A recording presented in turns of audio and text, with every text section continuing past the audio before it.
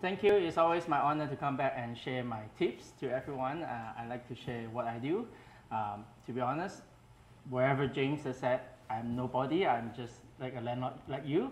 So I like to share what I can. If I can help you with my tips that through your next vacancy, it will be definitely helpful for you. How many of you are here in the April Mastermind for my first presentation? There's a few, right?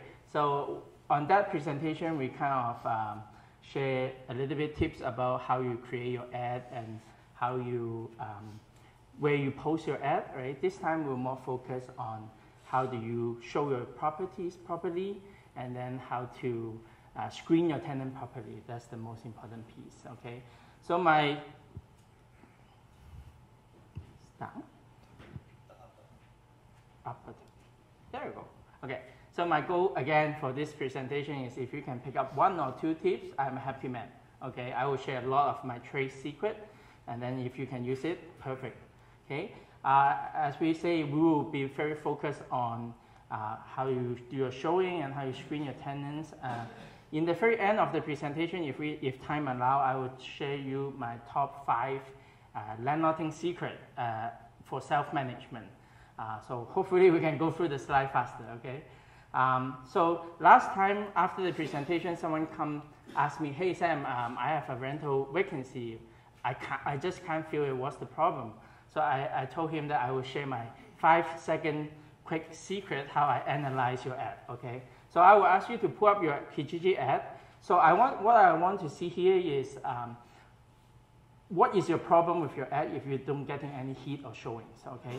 So the general rule of thumb is if you have, if your ad, like you can see specifically, if your ad have like not enough viewing, so not enough people exposure to see your ad, so basically, you know, either your picture needs to, you have to increase your quality of your ad, so you need better photos, you will need to have you might mostly you have to post your ad more frequently, right?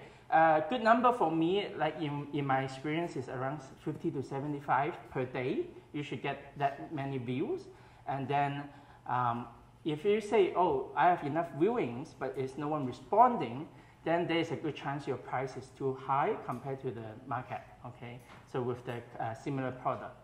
If you're getting response now, but you just cannot turn the showing into an application, then most likely there is a chance that your value of your house is not matching the price that you are asking. So maybe you are using photos from 3 years ago and it was brand new, and then now you did not, you need to repaint your house basically, right? So these are the 5-second quick analyze that what you should look at your ad if you are not getting any hit, okay? So like a recap from the last presentation, with your great ad, a quality ad, you should have some sexy photos, great body, killer title, and attractive pricing. So similar to how you create your online profile on an online dating website, right? So, okay, so the same rules apply, okay? If you're able to do that, you should have a whole bunch of people lining up and then want to come see your place. The game is very simple for showing your properties. If you don't show, you won't get a tenant. Just like how you play hockey, you don't shoot, you don't get a goal, right? But do we show every single one? No, I'm not a big fan of that because I believe work smarter, not harder. And I can tell you half of this lineup, they don't qualify from day one, right? So this is where you have to, if you can pick up some trick today, and then hopefully will increase your quality of your showing. I know pretty much most of you come across like how many no-show come when, like no-show for your showings. It's very frustrating, right? How can you prevent that a little bit more, right? So the best part is pre-screen them, okay? This is the basic 5 questions I always ask, even before, usually they text me or call me, and this is the question I will ask them. There is specific reason for each question, to be honest, okay? If you have only 1 rental available, you still ask them about the address. The idea here is you want them to know which one they respond to. I can tell you a lot of people respond, they just randomly copy and paste and say, I'm interested, I'm interested, I'm interested. They don't even read your ad, right? By doing that, I know that they read my ad, okay? And then obviously you want to know the profile, right? You want to know like when they want to move in. If they want to move in from December 1st, it's not working for me. I want to fill it like next month, right? If they have 5 people in your main floor unit, they might not be your best tenant, right? So you have to know their profile, and then occupation is quite interesting. You do like people have a job, but you cannot discriminate because they don't have a job. But what's the difference is people have a job tends to be not stay home as much, so they tends to be less wear and tear at the house, right? So this is something to think about, okay? And then obviously you want to know the reason of moving. So the tips here is, this is a very nice golden nugget for you guys. Is like, if you get any, used to be work very well, if you see your call display is a display from BC or Saskatchewan, somewhere out of town, now it don't work like that, so you have to pick up the phone. But if you know they are coming specific for shopping for houses for the weekend, those are your best successful tenant that you can, you want to show them right away, wherever time. So with my statistic, oh, by the way, any statistic I show is just my statistic. It's absolutely nothing to back it up. It's just my experience. If I can show those out-of-town tenants to Edmonton, most of them, like 70%, become my tenant. The trick is I always want to be the first one, okay? When they arrive in town, I want to be the first showing with them.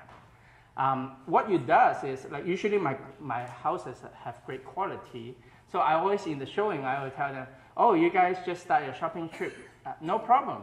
Hopefully my house can set a high standard for you. So now everyone is competing with me. And then because of the limit of time in town that they have, usually they are not shopping every single houses. So they would, and I can tell you most of the people don't even respond or can schedule the same day showing. So this increases a lot of your chance if they have limited time on showings. Try to stagger your showing closer. I would say maybe 15 to 20 minutes, depends on how big is your house. The idea is you want the time to talk with them, but you want people show up back to back, so you create competition, right? I never like to do group showing because I will actually come to this point later, because I like the time that I'm with the tenant, the 50 minutes, is my screening time basically, okay? So I never do group showing. I don't think we are in the market that like you need to do group showing, so just try to pre-screen them properly, and then if you have a high quality potential tenant, give them some time and talk to them. Another tips I can share is like choose your showing time smartly, okay? I have a house next to a church. You never want to show that house in a Sunday morning, okay? Yeah, and then I have a house in a very nice neighborhood in Leduc, and then you want to show it on Sunday morning because that's the time where the kids come out and play and they have that feeling, right? So you have to, you should be the one who knows the best of what good and bad about your house, and try to avoid those times. If your house is on a BC road, try not to show in the rush hour, right? So because if they cannot come and parking, then they don't like your house from the beginning, right? How about the showing, right? This is a very common sense, but it's interesting enough, I don't see most of the landlord do, right? Prepare your unit, right? If it is in the winter time, crank up your heat, right? Turn on all the lights. In the summertime, you still turn on all the light and open up some windows, right? It's the first impression when they walk into your house. You have to already sell them into the house, right? Usually my process is I like to give them a tool. I will walk them around the house. I will, for example, depends on what type of profile. If I have a couple coming, when I walk to the second and third room, I will say, oh, this will be perfect space for office or maybe a guest room, right? So you have to change your wording a little bit specific, tailor-made to the profile that you are showing to. And then after my quick tour, I will step away. I will wait them in the most beautiful spot of the house, and then I let them walk around themselves. it's interesting that you will find out they will start talking to each other, and then I always just silence, and I want to know what is important for them, right? They will say, oh wow, nice, there is a dishwasher, right? Or, oh, we have more space now, right? So when they're done, they will come to the most beautiful spot where I'm waiting them for, and this is where I like to have the conversation. Wherever I can hear, I will try to rephrase it to them. Oh yeah, we have a dishwasher here, right? I don't think you have one right now, right? So you remind them that what they like about the house. I always like to ask them for feedback, like, what do you think about my house? Like, is this working for you for this location? What you like about us? And then, because this 15 minutes, and I cannot emphasize enough, this is the best time for you to do the screening, and you will do, and you will make your decision basically, and then you will set some expectation about the house. Wait a minute, it's actually not one way, it's two way. Actually, the tenant is doing the same thing, right? So the tenant is actually screening you as a landlord. The tenant is actually choosing between the landlord. And the tenant is seeing what expectation you set, and then they will expect what they will be in this here for 1 year. Remember, they are making decision for every 15-minute showings for many houses, right? This is the time you have to close the deal, you have to sell them into your house, right? And nowadays, I can tell you, most of the house looks very similar. Everyone has stainless steel appliances. You are not that special, to be honest, with your unit, right? We, as a private landlord, the one and only one thing no one can take it away from us is we being as a good landlord for them, and then we will take care of them. For you to sitting here tonight and learning all this, it already stand out yourself compared to other landlords, right? So this 15 minutes actually for you to sell yourself, okay? The tenant nowadays, they actually don't look for the hardware, they look for the software. They look for experience of the staying in your house, right? So let's say if they are interested in my house now, so they will ask about application process, okay? Just a quick note as well. Canadian is very polite. When they ask you for application, doesn't mean they want to apply. It's just a perfect line for them to walk out, right? Without embarrassing everyone, okay? So I never hand out application on the spot. I always say, if you're interested on applying my unit, text me or email. I will email that to you. Number one is I need them to have the action to send me the email, so I know they are serious, okay? Number two is I don't like to waste paper, to be honest. Okay, and then very basic. You don't want to ask every single document, T4, everything. You just ask the basic. Okay, ask them fill in an application form, provide 2 recent pay stub or any document that they can prove their income, and then I will talk about the credit check. Okay, usually my line to them is like, so we will do credit check. I will just let you know upfront. Okay, there is 2 ways we can do it. I can do your credit check, I can pull your score, or you can pull it yourself, okay? What is the difference is like, if I pull it, I will drop their score. It's a hard hit. If they pull it themselves, it will not drop their score, but it will cost them $25, right? And then they will always come back and fight back and say, can I use a credit karma score or other RBC, right? Usually I always say no, because I tell them like, I'm not looking at your score, I'm looking at your report, okay? There is a big difference. A credit score nowadays is so easy to Photoshop it and then change it and fake it. But when you look into the report, everything have to line up and then matching the score, which I will go into in the presentation later. So if they need to pull their own report, I have a specific report they have to pull from. Okay. I don't know if you guys want to take this with a photo so you can get the website, then you can download this. You can direct your tenant to pull the report from there. If not, no problem. I can pull it. Usually I use tenant verify service, and I will show you what is the difference, why I like my tenant pull their own reports, other than I do it. Okay, so let's have some fun first, okay? I always like to ask my tenants, like, hey, what is your credit score like? Okay, maybe I will get some participation, okay? If I ask my tenant, if I ask them, hey, what is your score like? By thumbs up is good, thumbs down is bad, give me some response. If you ask them and they say their credit is bad, what do you think? Is it bad or good?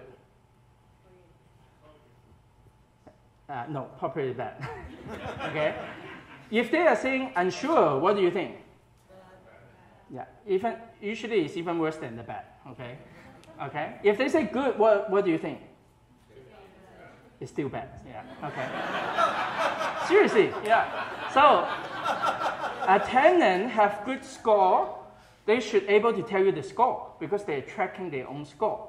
Well, this is very, this is not everyone like that, but I can tell you with my experience, most of the people have good credit, they can tell me 600, 700, 800, right? So they can tell you on site. And they can even show you on site because they're tracking it, okay? Okay, so why is credit so important? I'm not a mortgage broker, so I'm not going to go too deep into credit. So basically credit is a history of their behavior on how they're spending or paying bills, okay? But here's the thing, if a tenant have bad credit score, does it equal to bad tenants? Not necessarily. We come across quite a few tenants that have a lower score, but we approve them as a tenant. This is why it's important to look into the report. For example, this is just one of the tenants we come across. They have a score 603 out of 900, basically. So his ranking is like C+. Will we say good or bad? Average, right? But when we look into the report, there's basically no collection, nothing, and they just have, I don't know, there's maybe 15 pull from when they're shopping for the car, right? It's just all hard hit, right? So this actually drop your score. I have to ask a mortgage broker, maybe someone can tell me. I was told that every hard hit is 7 points, drop down, assuming, okay, let's say 7 points, right? If he have 7 points drop down, it just go to the drain, right? So this is why we always look at the report. We don't only look at the score, right? Score means nothing to me. I approve tenants that have, they might be come out from bankruptcy, but it's still on their report. But they fully pay, they can prove me any document I ask. It's about the attitude that do they change their behavior after the incident, right?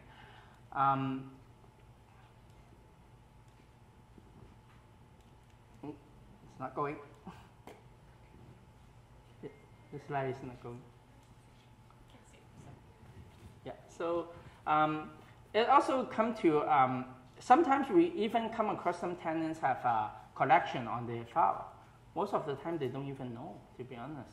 So what I'm looking at is the collection, is it from another landlord? Or if that, no, right? If the collection is just a cell phone bill for $300, you will be surprised. It will still drop your score quite a bit because it's a collection now, right? There is a specific way how they calculate the credit score, which this is why you have to see the full picture. Working? All right.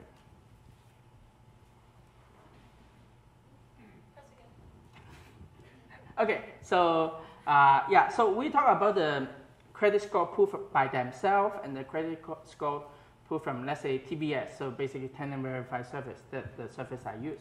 Okay, okay, so a little bit small, so but I will talk you through. Okay, so this is a report from tenant verified service that most of you will get. Okay, because you are a landlord, private landlord. So this report basically will only tell you how many inquiry they have, do they have any collection, their score, do they have ever bankrupt, that's it, okay? This is good because it's a third party, so you know it's real. The score is very instant and it's real. So it's a very, very good source to believe in. But I still like, usually if my tenant choose to put their own report, I prefer that way. This is a credit report from Equifax that they pull by themselves. By the way, you can pull your own report and you should, okay? And just have a look, right? Look at your own credit. So if you look deeper, it's actually go very details on like how many times late payment they have. And if they have late payment, not in this example, but if they have late payment, they actually specifically tell you which month they late payment, right? So the credit score they pull by themselves actually have way more details than the summary report you get from TVS. Then you risk the chances that they might forgery and then give you a fake report. So guess what? If you feel suspicious, then pull both, right? So you do have to have the consent, right? But usually, well, we see so many credit reports, so we have a good understanding why dropping the score. If it makes sense, we won't challenge, right? If I have still problem with it, it doesn't look right at all. Sometimes we see one or two like that is like totally copy and paste and they do a bad job, it's everything not lining up, right? Then I put it with TVS, right? So there is definitely some benefit if they put it themselves, and I like to protect my tenant score as well, right? And here's the thing, if you tell them this way, they actually think, oh, wait a minute, this is a great landlord that care about us, right? You're selling yourself, right? So they will be tends to like you more, right? So so another to check out your tenant, these are very common sense stuff that you should do a landlord reference check. How do you know they are the right landlord, right? So usually what I like to do is, if they tell me the reason to move is my landlord is selling the house, the first thing I go to is to MLS and see if the listing is there. If they are telling me my landlord, I just want to move, right? So mostly there is a good chance today's market, you can just Google the address and then rental ad should come up. And usually that number is your true number, who is the real landlord. If they're a management company, then it's harder, right? Job reference check, right? Usually I like to call, I always call and I always Google the number of the company. I never call the number that the supervisor or who, the HR department. I need to talk to someone random, okay, and then direct me to the right person. The job reference, usually what we like to ask is, are you going to fire him next month, right? This is a very important question. Because like we want to know, is it a long-term job for them, right? Social media check, I'm pretty sure I don't have to share anything because most of you are very good at cripping your own tenant. And then a court search is, so if you can search from a court of Queen's Bench or the provincial court, you can search judgment or any court case against them, or even they file to landlord. So I think each search is $10, and then you can do it in the court of Queen's Bench. I don't always do it unless they are either self-employed, they are not employed, or like there's not enough document for me to verify them, and or if my personal feeling is a little bit more sketchy or more like, if someone comes very well prepared, by the way, with all the documents, be careful about them too. They might be professional tenants. They're very aware of the rules, so you want to search them out, right? So these are some basics credit check or screening that you can do, okay? Okay, so I try to go through very fast so that we can open up more for questions, because I think the screening process, a lot of the time, I can tell you, my screening process comes from experience. It's not really like, oh, I have the perfect credit score, then I approve them, right? It's everyone have different scenario.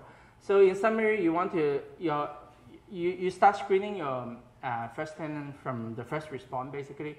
How fast they reply you, right? And then how detailed they reply you. This all already start telling me what type of person they are, right? Your showing should be your interview, right? It's both sides. Like you interview them, and they at the same time you let them interview you, so that you can sell them you're a better landlord than most of the others, right? It's funny. It just happened yesterday. Usually we ask for photo IDs when we sign the lease. Yesterday, someone asked me for my photo IDs to make sure I'm the landlord. I said, okay, you are the first tenant to ask me that. Okay, interesting. Okay, to me, like most of the verified document, like the credit check, those are already the second check that I'm doing to confirm what I have in the first time, right? So it's more a supporting document to me. And go with your gut. Like if you don't feel comfortable, think about that. You have to deal with these people for the next year, then don't rent it to them if you don't feel comfortable, right? don't chase for a tenant. I never chase for any tenant. I like tenant that appreciate my house and come to me. I don't like to chase any tenant or, oh, this is the perfect profile, then I should give them all the incentive, make sure they're here. The problem I have is most likely next year, they find another landlord willing to give all this incentive and they will move. So they're not always your long-term tenant profile. So I like tenants that appreciate me, appreciate the work we've done, and then appreciate we are a better landlord, okay? Okay, so this is the good stuff, okay? Because our topic today is landlording tips. I will show you my best 5 landlording tips by self-manage, okay? If you are self-managing, these tips you will be very benefit, okay? So number 5, okay? First month rent and damage deposit. Days and days I come across landlords still tell me like, oh, I collect damage deposit when we sign the lease. Now, you have to change your wording now and be very careful, right? In the Tenancy Act specific say, deposit is refundable and then you cannot collect your damage deposit until you do the move-in inspection. So you are when it doesn't matter, it's still 1 month rent, but the wording you use is very critical here that when you say it's a first month rent that you collect when you're signing the lease, it's not refundable, they're committed to it, right? If you say it's damage deposit, it's refundable, you still can go after them, but it's another gong show, right? So make sure you always say, like, when we collect money, we will collect the first month rent. Basically, most of the time, we always do is like when we sign the lease, we'll collect the first month rent. When we do the move-in on that day or before, then we have to have the damage deposit. We never stagger it out because, like, to me, if you cannot afford the 2 month rent, the chances in the future you default is higher as well. So sometimes I know in the tough time, people like to drop the deposit to half month rent or whatever, right? To me, I think that one is a secure safety net for me, so that if you cannot afford 2 month rent, I will be a little bit hesitant, okay? So this is one of the terms we put on the lease, and if you want to take a photo, you can as well. This is really good because it actually outlines everything for the tenant and no confusion, right? So usually we will say, let's say the rent is $1,400, then I will say $1,400 payable to the first month rent on August, today, okay? And then the damage deposit is $1,400 is payable on the day of moving September 1st, okay? And then we will set the moving inspection for September 1st, and then we ask for tenant insurance. So this is just a little clause that is very clear to everyone in the lease. Number 4, fixed term lease only, okay? I know that you know fixed term lease is important, but I know that most of you will let your fixed term lease expire and then it become automatically month-to-month lease, okay? Just understand the consequence of this, okay? When your lease come to month, you lost all the power as a landlord. Basically, you're really hard to kick them out now if you don't like them. In a fixed term lease, when the term come up, you don't need any notice, you can just choose not to renew.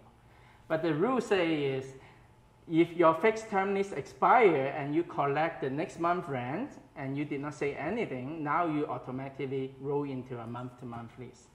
If your tenant have some issue, they have to, let's say, extend even for 1 day, 1 week, or 1 month, extend your fixed term lease or draft a new fixed term lease for 1 day, right? So it is very critical that you don't let it roll into month-to-month, okay? Number 3. Respond to texts, okay? If your tenant contact you for something, usually they don't like to bug the landlord. When they bug the landlord, they need something, right? Respond to it, even though you don't know the answer.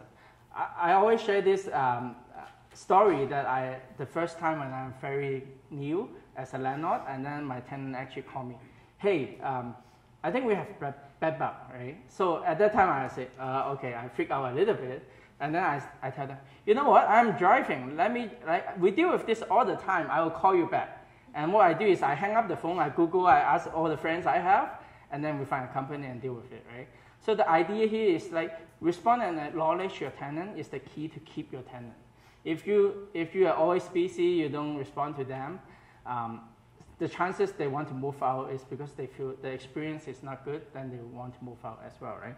So make sure you respond to them, okay? You don't need to know all the answers, just acknowledge it, okay? Number 2, tenant and landlord and tenant advisory board. Most of you already know them. So basically, they are an institution that help landlord and tenant as well. They have a very nice landlording course that I suggest everyone should take. They teach you a lot of basic stuff. But this phone number also usually the number if you have any question with your with the rules with the tenancy board. I love to call this number if I run into a situation, but I usually have me and my wife both call. So usually my wife will pretend as the tenant to call them and then to see how they view the issue. And then I will call as a landlord and then to see how they view the issue. The trick here is you don't have the obligation to teach your tenant on their rights. They should find out themselves. Usually I will pass this number to them and they can call them themselves, right? But I want to know what the advisory board will tell them, right? So I can properly respond to it, right? And if you really run into a situation that you have to argue with the tenant, and I don't like argument, and I find argument is not helping the situation anyway, right? So don't try to say, oh, the rules say da da da, right? So you are just trying to educate them again, right? Just know your rules, stick with it. You have a strong list, you should be covered. We have stronger rules in Alberta that should cover you, okay? The best for the last, okay? Take back your unit if you have any issue, right? Let's say your lives happen. People have to move out early, break the lease, or they are being difficult, or they are threatening you, everything. It doesn't matter what the rules say. The most important thing is get back your house, okay? If you really end up they're very difficult, you have to pay them out, no problem, right? The chance, like here's think about this a little bit. You have a $300,000 house in his hand, right? Yes, you can have the stronger rules. You can go after them. Are you going to be able to get $300,000 back from them? No way, right? So if you run into very bad argument or anything, just do your best, help them out, okay? Take back control of your unit, and then you go from there, right? I just cannot stress enough that you want to protect your asset more than just winning $200 on it, because the rules say you can charge late fee, right? So these are this is my best tips for landlording for self-managed. I would just put this up and let you to think about that. Is like, if we have to put it on the scale, who have more power? Do you have more power? Do the tenant have more power, right? If you think we are, I would leave you to think about this, but my answer always is like, I always feel my tenant have more power than me because I have so much money holding in his hand, right? Until I kick him out, I cannot do much, right? So